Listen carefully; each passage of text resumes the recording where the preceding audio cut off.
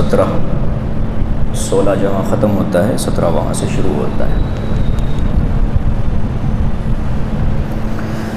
دیکھیے، اعوذ باللہ من الشیطان الرجیم،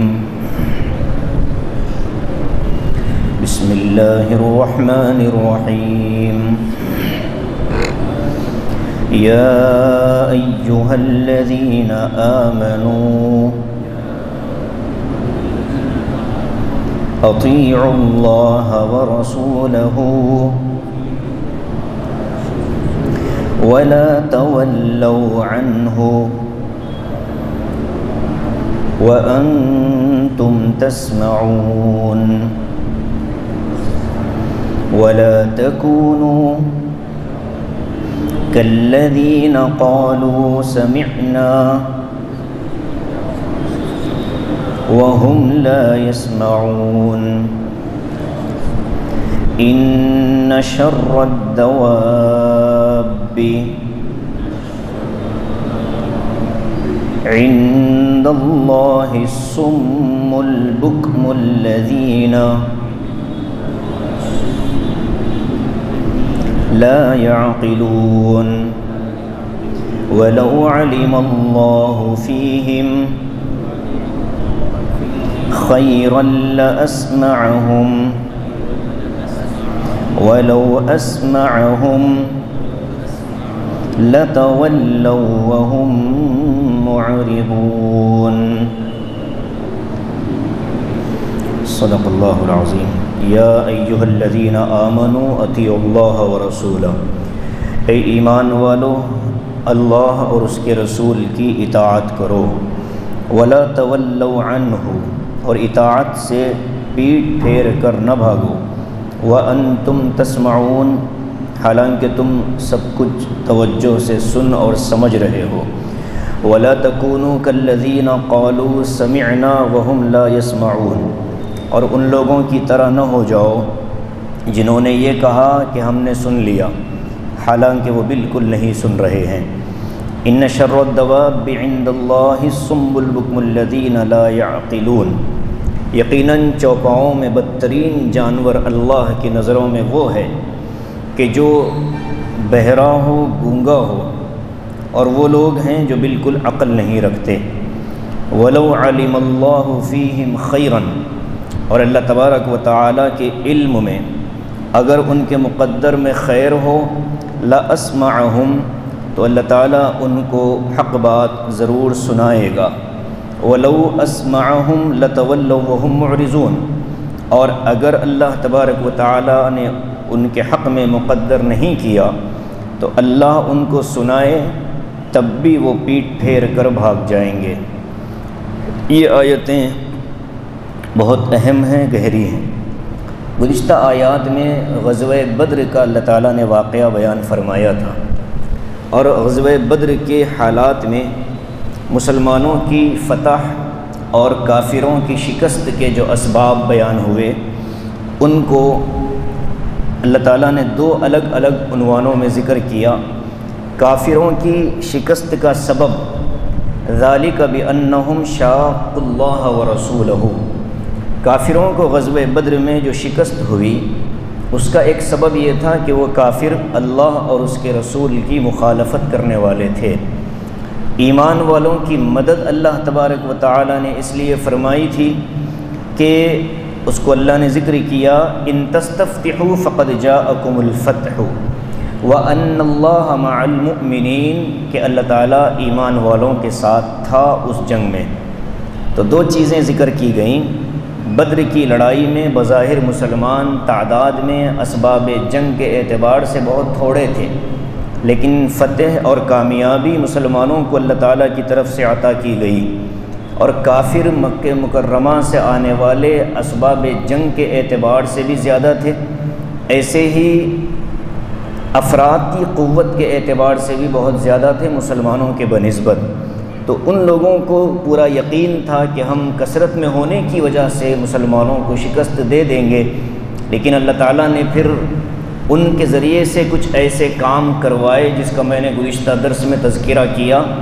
ابو جہل جب مکے سے لشکر کو لے کر نکل رہا تھا تو بیت اللہ شریف کے غلاف کو پکڑ کر اس نے ایک دعا مانگی، اے ہمارے رب، ہماری اس لڑائی میں جو دین برحق ہے اور جو قوم حق پر ہے اس کو کامیابی دینا، اور جو غلط ہیں ان کو ہلاک کر دینا۔ یہ دعا مانگی تھی ابو جہل نے خود ہی۔ ابو جہل مشرک تھا، کافر نہیں تھا۔ مشرک وہ ہوتا ہے جو اللہ کو بھی رب مانے اور دیگر معاملات میں اللہ کے شریک ٹھہرا لے۔ تو مکے کے جتنے مشرکین تھے اللہ تعالیٰ نے قرآن مقدس میں بار بار ذکر کیا کہ اگر آپ ان سے پوچھو کہ تم کو کس نے پیدا کیا تو وہ جواب میں کہیں گے کہ اللہ نے پیدا کیا۔ اب اللہ کو خالق تو مانتے تھے، رازق نہیں مانتے تھے۔ رزق کے لیے دوسرے معبودوں کو اپنے ذہن سے تیار کر لیا تھا۔ اولاد کے لیے ایک الگ معبود تھا، سفر کی حفاظت کے لیے ایک الگ معبود تھا۔ تو ان لوگوں کو وہ لوگ اللہ کو بھی مانتے تھے، اللہ کے علاوہ دوسروں کو شریک ٹھہراتے تھے۔ تو دعا کی اس نے ابو جہل نے کہ ہم میں سے جو حق پر ہوگا اے اللہ آپ اس کو کامیابی دیں۔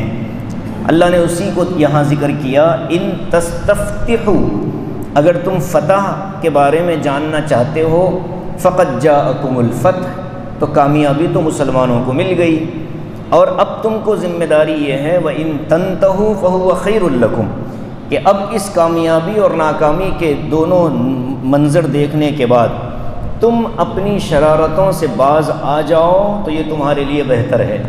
وَإِن تَعُودُوا نَعُدْ، فرمایا کہ اگر تم دوبارہ حملہ کرنے آؤ گے تو ہم بھی پھر دوبارہ فرشتوں کو لے کر مسلمانوں کی مدد کے لیے آئیں گے، تم لوٹو گے تو ہم لوٹیں گے۔ وَإِن تَعُودُوا نَعُدْ۔ اب ایمان والوں سے اللہ تعالیٰ مخاطب ہو کر فرماتے ہیں کہ تمہاری غزوہ بدر میں کامیابی کی سب سے بڑی وجہ اللہ کی معیت، اللہ کی مدد تھی۔ اب تم کو اللہ کی اس مدد کو ہمیشہ اپنی طرف متوجہ رکھنا ہے۔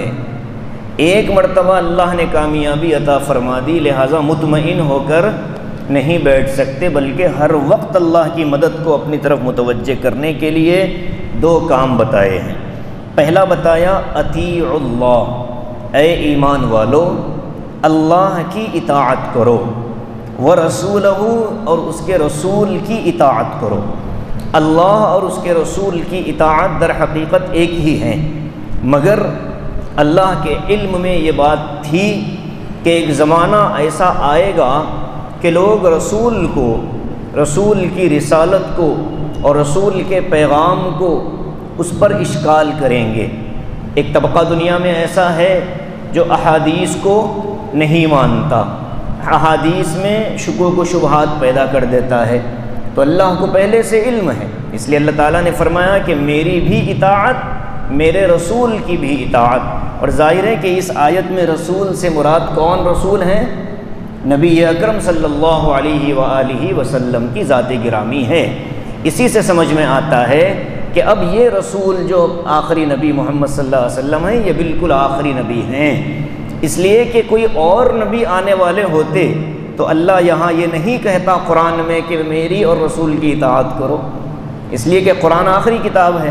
اب قرآن جب تک ہے رسالت بھی تب تک باقی رہے گی، تو آخری نبی کی اطاعت کرو۔ رسول اور اللہ کی اطاعت کا مطلب یہ ہے کہ ان کی مرضیات کے مطابق زندگی گزارو، ان کی ناپسندیدہ چیزوں سے اپنے آپ کو دور رکھو۔ ان میں سب سے پہلے نمبر پر آتی ہے توحید، دوسرے نمبر پر آتی ہے رسالت، تیسرے نمبر پر آتا ہے آخرت پر ایمان۔ یہ تین چیزیں ایک انسان کی بنیادی ضروریات ہیں، ضروریات دین۔ عقیدہ توحید درست ہو، اللہ کی ذات اکیلی ہے، واحد ہے، تنہا ہے، اس کا کوئی ساتھی نہیں، اس کا کوئی شریک نہیں، اس کے کاموں کا کوئی معاون نہیں، اس کا کوئی مددگار نہیں، اور ساتھ ہی ساتھ اس جیسا کوئی نہیں۔ لیس کمثلہ شیء، اللہ جیسی کوئی ذات نہیں، اللہ جیسی صفات کسی اور میں نہیں پائی جاتی۔ جو صفات حقیقیہ اللہ کے ساتھ ہیں وہ خاص ہیں اللہ تبارک و تعالیٰ کے ساتھ۔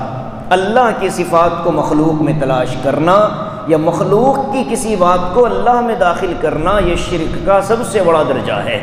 تو سب سے پہلے ہمارے لیے ضروری ہے اطاعت میں توحید درست ہو۔ جیسے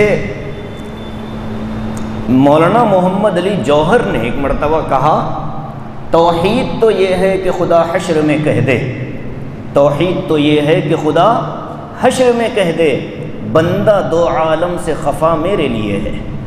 دونوں عالم، دنیا اور دو جہان کی چیزوں کو بندے نے ناراض کیا محض اللہ کی رضا اور اس کی توحید کے تحفظ کے لیے۔ تو فرمایا کہ سب سے پہلے اطاعت میں توحید داخل ہے، دوسرے رسالت ہے۔ رسالت میں وہ پورا رسالت کا مفہوم ذہن میں ہونا چاہیے، حضرت آدم سے لے کر نبی اکرم صلی اللہ علیہ وسلم تک جتنے انبیاء و رسول آئے، جن کی حقیقی تعداد اللہ تبارک و تعالی جانتے ہیں۔ کوئی اندازہ لگائے تو لگائے، ورنہ حقیقی تعداد اللہ کے سوا کوئی نہیں جانتا۔ قرآن نے کہا منہم من قصصنا علیک ومنہم من لم نقصص علیک، ہم نے جتنے انبیاء بھیجے ان میں سے بعض وہ ہیں جن کو ہم نے قرآن میں ذکر کیا، بعض وہ ہیں جن کا ہم نے ذکر ہی نہیں کیا۔ تو ظاہر ہے کہ جن انبیاء کا اللہ نے ذکر ہی نہیں کیا ان کو تعداد میں کیسے شامل کیا جائے گا، گنتی میں کیسے شامل کیا جائے گا کہ کتنے بندے ہیں، کتنے انبیاء ہیں۔ تو انبیاء کے بارے میں پہلا عقیدہ، حضرت آدم سے محمد رسول اللہ صلی اللہ علیہ وسلم تک جتنے نبی آئے سب کے سب برحق ہیں۔ اپنے اپنے زمانے میں انہوں نے اللہ کا پیغام پہنچانے میں ذرہ برابر کوتاہی نہیں کی۔ وہ اللہ کے محبوب اور پسندیدہ بندے تھے، امانت دار تھے، دین کو پوری امانت داری کے ساتھ پہنچایا۔ کوئی کام ان کا اللہ کی مرضی کے بغیر نہیں ہوا۔ اور ہمارے نبی محمد الرسول اللہ صلی اللہ علیہ وسلم آخری نبی ہیں مگر امام الانبیاء ہیں، انبیاء کے سردار ہیں، افضل الانبیاء ہیں۔ یہ عقیدہ نبیوں کے بارے میں، اور آپ کی نبوت قیامت تک چلنے والی ہے، اور آپ کو اللہ تعالیٰ نے قیامت کے دن شفاعت کا حق دیا ہے، آپ پوری امت کی سفارش فرمائیں گے۔ تیسرے ہے عقیدہ آخرت کا، مرنے کے بعد ایک زندگی ہے، اس زندگی میں انسان کو حقیقی لطف ملے گا، نعمتیں ملیں گی یا عذاب ملے گا۔ فَمَن يَعْمَلْ مِثْقَالَ ذَرَّةٍ خَيْرًا يَرَهُ وَمَن يَعْمَلْ مِثْقَالَ ذَرَّةٍ شَرًّا يَرَهُ مَنْ عَمِلَ صَالِحًا مِّن ذَكَرٍ أَوْ أُنثَىٰ فَلَنُحْيِيَنَّهُ حَيَاةً طَيِّبَةً، کہ جو مرد و عورت اس دنیا میں اچھی زندگی گزارے گی ایمان کے ساتھ، ہم اس کو آخرت میں بہترین پاکیزہ زندگی عطا فرمائیں گے۔ تو آخرت ایک زندگی ہے، ہمیشہ ہمیشہ رہنے والی ہے، اس کا کوئی انتہا نہیں، اس کا کوئی اختتام نہیں۔ یہ اللہ تبارک و تعالیٰ نے ہم کو یہ عقیدہ سکھایا۔ تو اب یہ تو ہو گئی بنیادیں۔ اب اس کے بعد نمبر آتا ہے اعمال کا۔ اطیعوا اللہ و اطیعوا الرسول میں اعمال دوسرے نمبر پر آتے ہیں۔ آدمی کا عقیدہ پہلے درست ہو کہ میں جو عبادت کر رہا ہوں یہ اللہ کا حکم ہے، اس میں اللہ نے ثواب رکھا ہے، اس پر میں عمل کروں گا تو اللہ کا حکم بھی پورا ہوگا، اجر و ثواب کا مستحق بھی بنوں گا۔ اور تیسرے نمبر پر اور اس کے بعد والی چیزیں، ایک انسان ہے معاشرتی زندگی گزارتا ہے تو معاشرت دین کا حصہ، دین، معاملات، اخلاقیات، یہ 5 اہم شعبے ہیں جو اطیع اللہ و اطیع الرسول میں داخل ہیں۔ کیسے زندگی گزارنا ہے اللہ اور اس کے رسول کی اطاعت سے سمجھ میں آتا ہے۔ یہ تو اللہ نے ایک حکم دیا، آگے فرمایا وَلَا تَوَلَّوْا عَنْهُ وَأَنْتُمْ تَسْمَعُونَ۔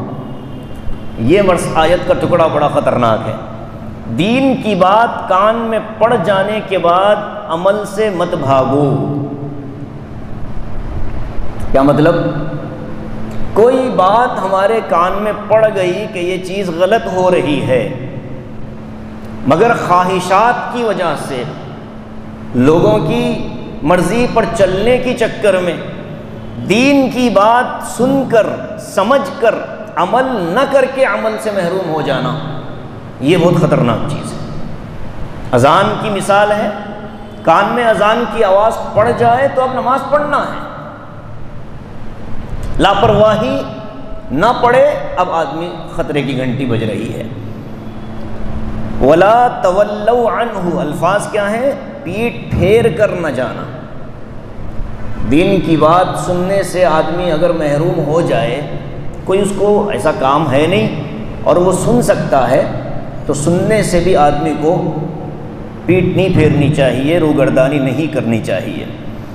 آگے فرماتے ہیں وَلَا تَكُونُوا كَالَّذِينَ قَالُوا سَمِعْنَا وَهُمْ لَا يَسْمَعُونَ۔ یہ دو آیتوں کو سمجھنے کے لیے ایک بات سمجھیں۔ قرآن مقدس میں اللہ تعالیٰ نے ایک طریقہ اختیار کیا ہے بات کو سمجھانے کا۔ ہم کوئی چیز سنتے ہیں تو اس کے 4 درجے ہیں۔ کتنے؟ پہلا درجہ کیا ہے؟ سن لیا، سمجھا کچھ نہیں۔ دوسرا درجہ ہے سن لیا اور سمجھ لیا۔ تیسرا درجہ ہے سن لیا، سمجھ لیا اور اس سمجھے ہوئے کو سچ یا غلط بھی سمجھ لیا کہ یہ حق ہے یا یہ غلط ہے۔ ٹھیک ہے؟ چوتھا درجہ ہے سن لیا، سمجھ لیا، اس کو حق سمجھا اور پھر اس پر عمل کر لیا۔ یہی تو ہوتا ہے۔ جیسے قرآن کی ایک آیت ہم آپ کے سامنے پڑھ دیں، کوئی ایک آیت، یا ایھا الذین آمنوا، اسی آیت کو لیجئے، یا ایھا الذین آمنوا اطیعوا اللہ ورسولہ، سن لیا سب نے۔ جس کو ترجمہ نہیں آتا اس نے کچھ نہیں سمجھا، جس کو ترجمہ آتا ہے اس نے کیا سمجھ لیا؟ اس کو مطلب کے ساتھ سمجھا۔ تیسرا درجہ تھا اس کو حق سمجھنا، کہ ہم نے جو سنا ہے واقعی یہ قرآن ہی ہے، یہ مولوی صاحب اپنی طرف سے نہیں بول رہے بلکہ یہ قرآن کا ہی حصہ۔ یہ کون سا درجہ ہے؟ تیسرا۔ اب جیسے ہی کان میں تیسرا درجہ آواز پڑ گئی، ارادہ کر لیا کہ اب میں اللہ اور اس کے رسول کی اطاعت کروں گا۔ یہی تو چیزیں ہوتی ہیں نا، یا اس سے ہٹ کے بھی کچھ ہوتا ہے؟ 4 چیزیں ہوتی ہیں۔ یہ تو میں نے قرآن کی مثال دے کر آپ کو سمجھایا۔ اب اللہ یہاں کیا سمجھانا چاہتے ہیں؟ یہاں مسلمان، کافر، پکا مومن، کچا مومن، کافر، منافق، 4 درجے بیان کیے گئے۔ سب سے پہلا کیا نمبر پر ہے؟ پکا مومن، اس کے نیچے کچا مومن، اس کے نیچے کافر اور اس کے نیچے منافق۔ یہ 4 چیزیں یہاں بیان ہو رہی ہیں۔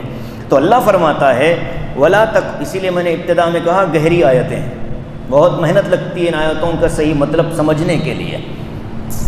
ولا تکونوا کالذین قالوا سمعنا وهم لا يسمعون، موٹا ترجمہ اگر میں کروں، ان لوگوں کی طرح نہ ہو جاؤ جنہوں نے کہا کہ ہم نے سن لیا حالانکہ وہ نہیں سن رہے ہیں۔ ان شر الدواب عند الله الصم البكم الذين لا يعقلون ولو علم الله فيهم خيرا لاسمعهم ولو اسمعهم لتولوا وهم معرضون۔ یہ 3 آیتوں کا ایک ہی مطلب ہے، بہت آسان۔ ہمارے استاد تھے حضرت مفتی سعید احمد صاحب پالنپوری رحمۃ اللہ علیہ، شیخ الحدیث تھے، بخاری ہم نے ان سے پڑھی۔ جب کوئی مشکل مسئلہ آتا تھا بخاری شریف میں، کوئی اہم موضوع ہوتا تھا جس پر بحث کرنی ہے، بحث کرنی ہے، روایات وغیرہ کا ٹکراؤ ہو رہا ہو، تو حضرت درس کے ابتدا میں فرماتے تھے کہ ایک چھوٹا سا مسئلہ ہے، توجہ سے سن لینا۔ تو ہم یہ سمجھ لیتے تھے کہ آج گھنٹہ 1-1.5 گھنٹہ زیادہ چلنے والا ہے، اس لیے کہ چھوٹا مسئلہ جب کہیں گے تو یہ بہت گمبھیر معاملہ ہے۔ تو آپ کو بھی میں یہی کہہ رہا ہوں کہ آسانی سے انشاءاللہ سمجھ میں آ جائے گا، تو تھوڑا چوکنے ہو جائیے۔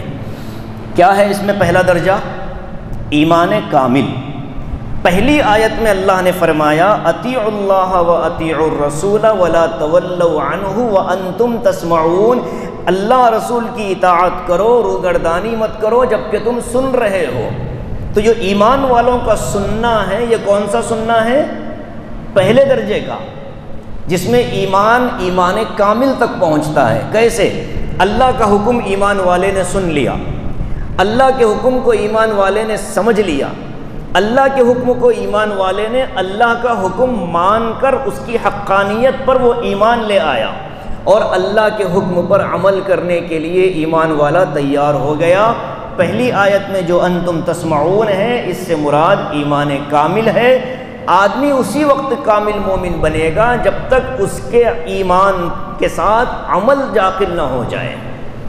ایمان تو ہے، عمل میں کوتاہی اگر ہے تو کامل مومن نہیں کہلائے گا، یہاں گڑبڑ ہوگی۔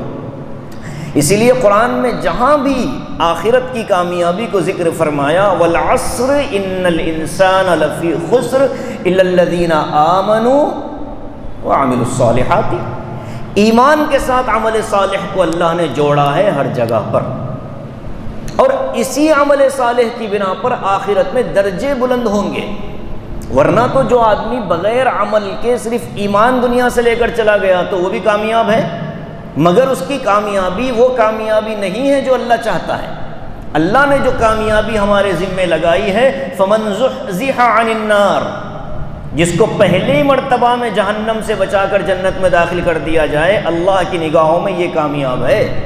ورنہ ہر ایمان والا شرابی، زانی، گناہگار، سود خور، رشوت خور، جھوٹا، الزام لگانے والا، خائن، بد کردار، بد اخلاق، جنت میں بہرحال جائے گا اگر ایمان ہوگا تو، مگر ان تمام گناہوں کی سزا جہنم میں پانے کے بعد جنت میں جائے گا۔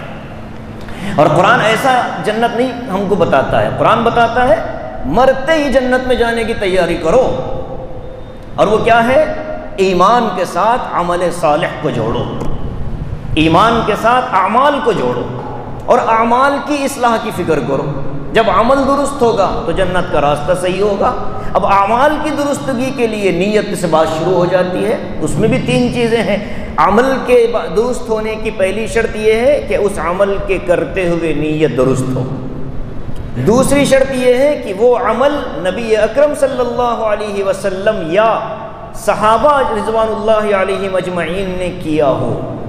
جو عمل حضور نے، صحابہ نے یا تابعین نے نہیں کیا، آج اس کو ہم عمل کریں اور یہ سمجھیں کہ یہ عمل صالح ہے، عمل صالح نہیں بنے گا۔ عمل صالح کون سا؟ جس پر حضور نے عمل کیا ہو، صحابہ نے عمل کیا ہو یا تابعین نے عمل کیا ہو اور امت نے اس عمل کو قبول کیا ہو، تو وہ عمل عمل صالح بنے گا۔ تیسرا، اس عمل کے کرتے ہوئے آخرت کے ثواب کی امید اور یقین ہونا چاہیے آدمی کو کہ میں یہ عمل کر رہا ہوں، ہمیں انشاءاللہ اس کا اجر ملے گا۔ ارے من قام لیلۃ القدر ایمانا، آگے واحتسابا، جو آدمی لیلۃ القدر کی عبادت کرے ایمان کے ساتھ اور ثواب کی نیت سے، تو عمل صالح کی یہ تین چیزیں ہیں۔ تو فرمایا ایمان اور عمل صالح جن کے پاس ہوگا وہ پہلے درجے کے مومن ہوں گے۔ اب دوسرا درجہ بتا رہے ہیں، وَلَا تَكُونُوا كَالَّذِينَ قَالُوا سَمِعْنَا، یہاں تک ان کی بات پوری ہو گئی۔ ان لوگوں کی طرح نہ ہو جاؤ جنہوں نے کہا کہ ہم نے سن لیا۔ یہ کون ہے؟ یہ منافقین ہیں۔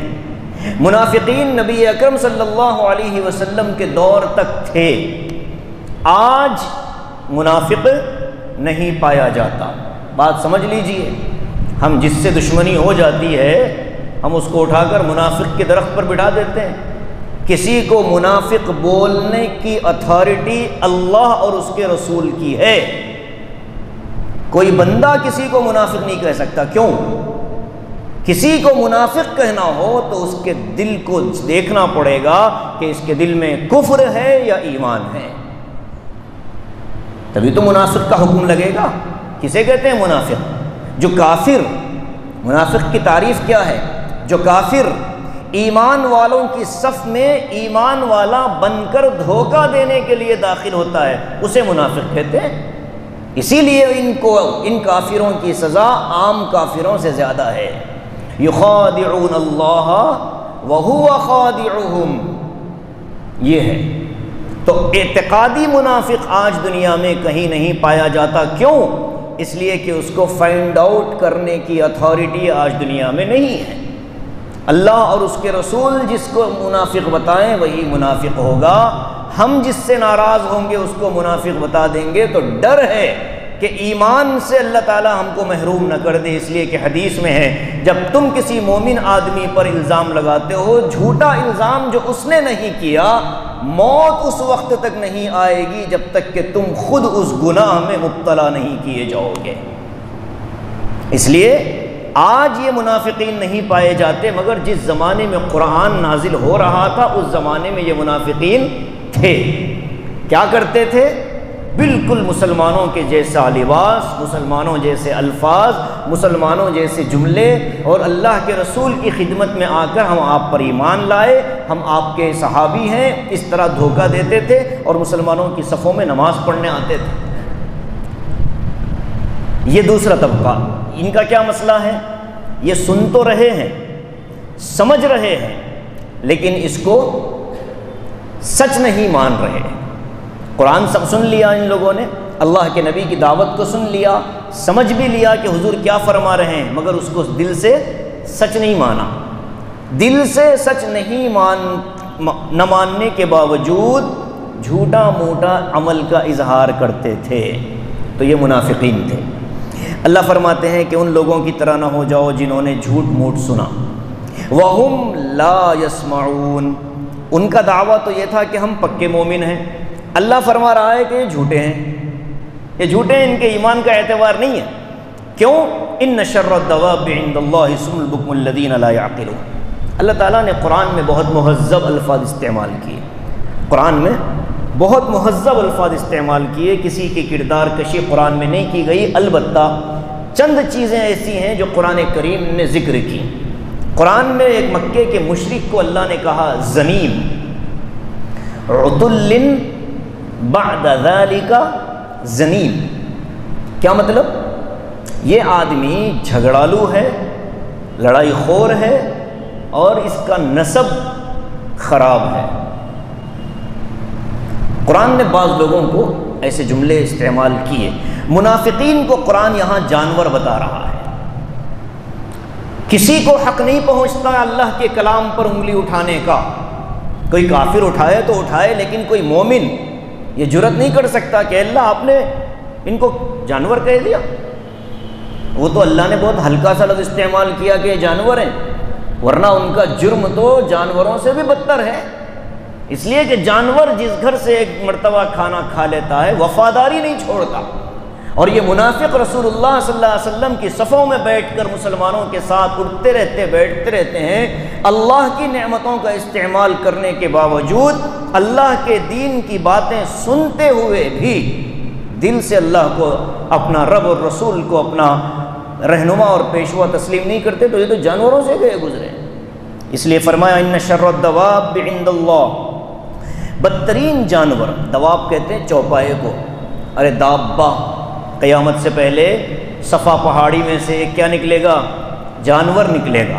قرآن میں اس کا ذکر آیا ہے دابۃ الارض، 20ویں پارے میں اللہ نے فرمایا کہ ہم یوم نحشر من کل امت فوجا، ہم ہر امت میں سے ایک گروہ کو نکالیں گے، اور فرمایا ایک جگہ اسی آیت میں کہ ہم دابۃ الارض کو نکالیں گے، یہ نکلے گا صفا پہاڑی میں سے۔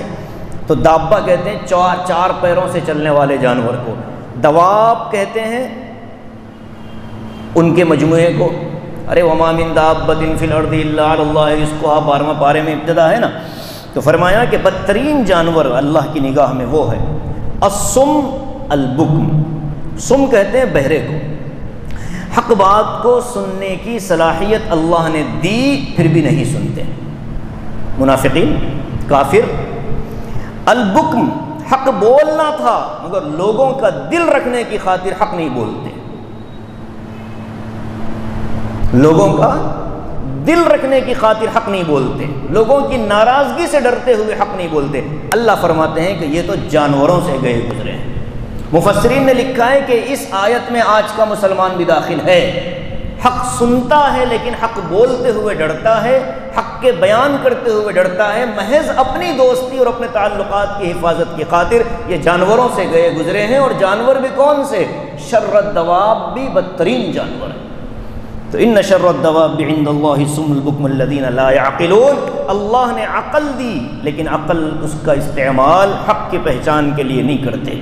وَلَوْ عَلِمَ اللَّهُ فِيهِمْ خَيْرًا لَأَسْمَعَهُمْ، اللہ فرماتا ہے کہ اگر اللہ کے علم کے مطابق ان کے اندر کوئی خوبی ہوتی اور ان کے مقدر میں دین ہوتا تو اللہ ان کو ویسا سناتا جیسا ایمان والے سنتے ہیں، مگر ان کا معاملہ یہ ہے کہ اگر اللہ ان کو سننے کے سارے اسباب مہیا کر دیں، وَلَوْ أَسْمَعَهُمْ، اگر اللہ سنا بھی دے، لَتَوَلَّوْا وَهُمْ مُعْرِضُونَ، تو یہ پیٹھ پھیر کر بھاگنے ہی والے ہیں۔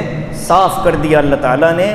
اور پھر اسی میں سمجھ میں آیا کہ جن کافروں کے حق میں ایمان اور دین مقدر نہیں ہے ان کے پیچھے پڑنے کی اب ضرورت نہیں۔ پہلے پارے میں اللہ نے فرمایا سواء علیہم اانذرتہم ام لم تنذرہم، ان پر تو برابر ہے چاہے آپ ان کو اللہ کے عذاب سے ڈرائیں یا اللہ کے عذاب سے نہ ڈرائیں، لا یؤمنون، یہ ایمان میں آنے والے نہیں ہیں۔ تو خلاصہ کیا ہے کہ اللہ تعالیٰ نے اپنی احکام کو، آیات قرآنیہ کو سب کو سنانے کا موقع، سننے کا موقع دیا، لیکن سننے والوں کے 4 طبقے ہو جاتے ہیں۔ پہلا طبقہ ایمان کامل والوں کا کہ دین کی بات کو سنتے ہیں، سمجھتے ہیں، حق ہونے کا یقین رکھتے ہیں اور عمل میں لاتے ہیں۔ دوسرا طبقہ کمزور ایمان والوں کا، وہ کون سا ہے؟ دین کی بات کو سنتے ہیں، سمجھتے ہیں، حق ہونے کا یقین رکھتے ہیں مگر عمل میں کوتاہی کرتے ہیں۔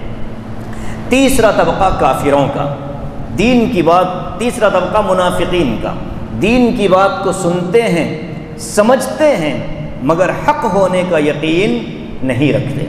اور چوتھا طبقہ کافروں کا کہ دین کی بات کو سنتے تو ہیں مگر سمجھ نہیں سکتے، اور یہی وہ طبقہ ہے جن سے میدان بدر میں مقابلہ کیا گیا اور اللہ نے ان کی مدد نہیں کی، بلکہ ان کے مقابلے میں پہلے نمبر پر جو طبقہ تھا، دین کی بات سننا، سمجھنا، حق ہونے کا یقین رکھنا اور پھر اس پر عمل کرنا، جو طبقہ صحابہ کا تھا، اللہ نے ان کی مدد کی۔ اسی کو اوپر بھی ذکر فرمایا وَأَنَّ اللَّهَ مَعَ الْمُؤْمِنِينَ، اللہ تعالیٰ ایمان والوں کے ساتھ ہے۔ کافروں کے بارے میں فرمایا ذَلِكَ بِأَنَّهُمْ شَاقُّوا اللَّهَ وَرَسُولَهُ، یہ اس لیے شکست پائے کہ یہ اللہ اور اس کے رسول کے مخالف تھے۔ آج بھی مسلمان اللہ اور اس کے رسول کی مخالفت کرے گا تو پھر اللہ کی مدد ان کو نہیں ملنے والی، اور آج اگر مسلمان اللہ اور اس کے رسول کی اطاعت میں آ جائے گا تو آج بھی اللہ کی مدد ان کے شامل حال ہوگی۔ اللہ تعالی ہم سب کے اندر ان صفات کو پیدا فرمائے، آمین۔ وآخر دعوانا ان الحمدللہ رب العالمین۔